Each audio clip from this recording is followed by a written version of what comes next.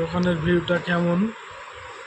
Blogging করে মানে পারি না, তাও জোর করে করছি, আস্তে আস্তে শিখে নেব। নেল পলিশের কালেকশন,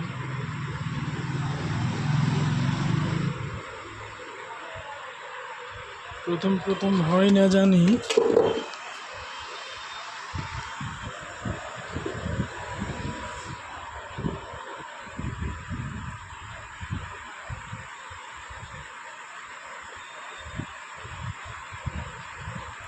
আস্তে আস্তে আপনার হয়ে যাবে, সব কিছু ঠিক হয়ে যাবে।